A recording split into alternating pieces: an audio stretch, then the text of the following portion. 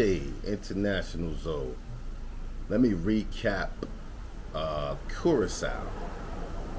If you don't know, Curacao is part of the ABC Islands, and it's also Netherlands territory. Antillians, they call it. Curacao, a little bit different than Aruba. They also speak Papiamento, Spanish, Dutch, and English mostly. You could say they probably could speak Portuguese as well because you hear similar words in the Papiamento as Portuguese. So I'm sure it could transfer over. Stayed in Punda, and which is right in Willemstad, straight right across the Queen Emma Bridge, with a beautiful view, the colorfully painted buildings. Food was good. Nightlife was decent. We did a night tour on the e-bikes. We didn't get a chance to go to Klein Curacao. They call it baby Curacao, a small Curacao, similar to here. They have Klein Bonaire, which is a small island, which is part of, I guess, the territory. What else did we do? If you stay in Punda and Willemstad, all around you there are clubs, there are restaurants. You cross the bridge to go on the other side. There's shopping there, high-end shopping right there in Punda.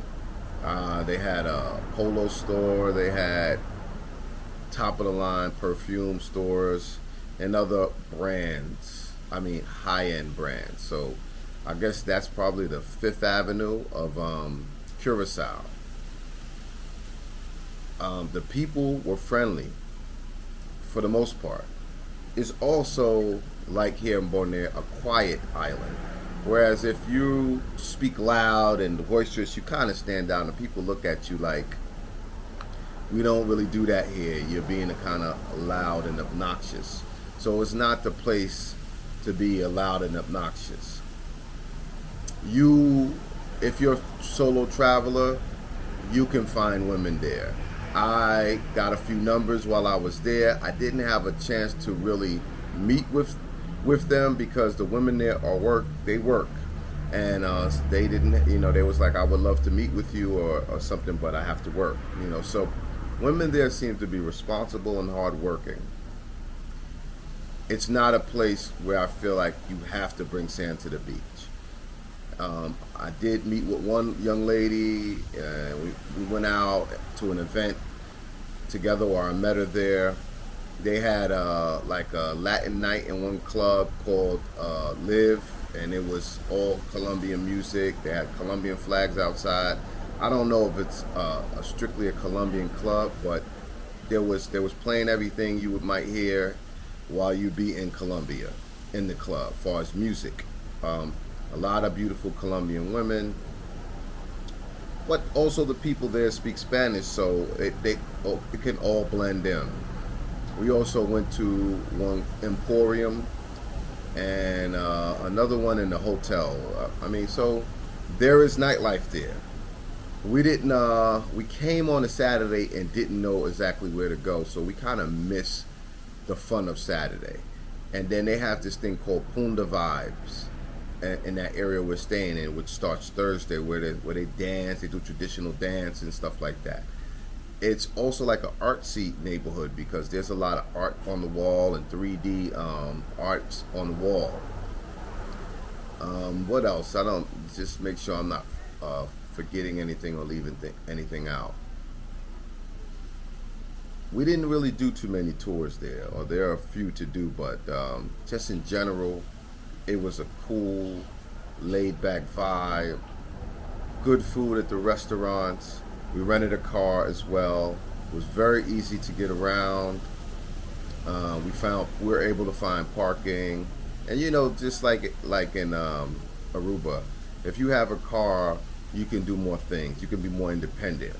There's no Ubers there, so you're not going to be able to just catch a taxi from here to there, and the price for a taxi ride from the airport to just to our Airbnb was going to be about $30-something. So it just made sense to get a car, and I think we rented a car for about $45 a day or something like that. So I would recommend getting a car because you can explore more and you can move on your own. In comparison to Aruba, it's not. There are tourists there because boats come in. They're here, but they're there I think for a couple of hours and they're gone. So there's not a lot of tourists there.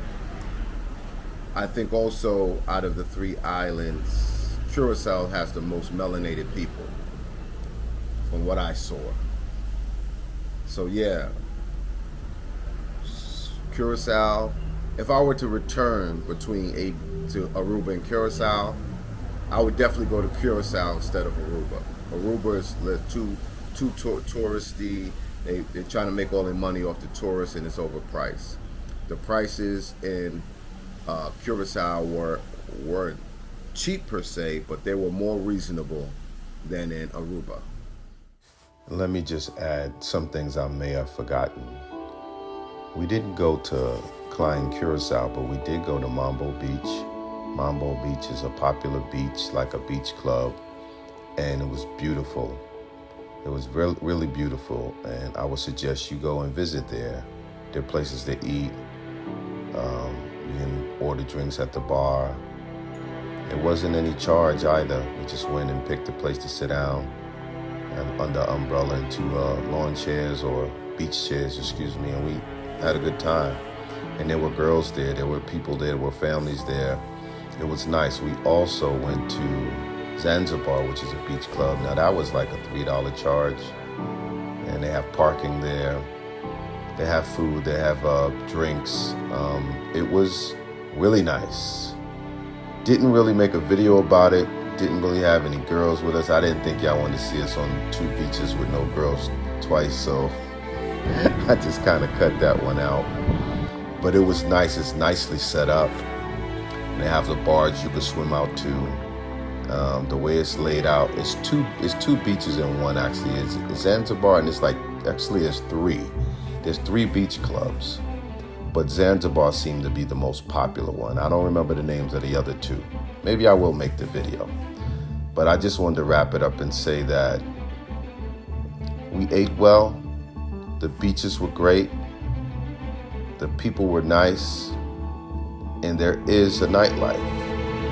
Although we weren't there at the perfect time to experience it all, like I said, I would definitely return to Curacao.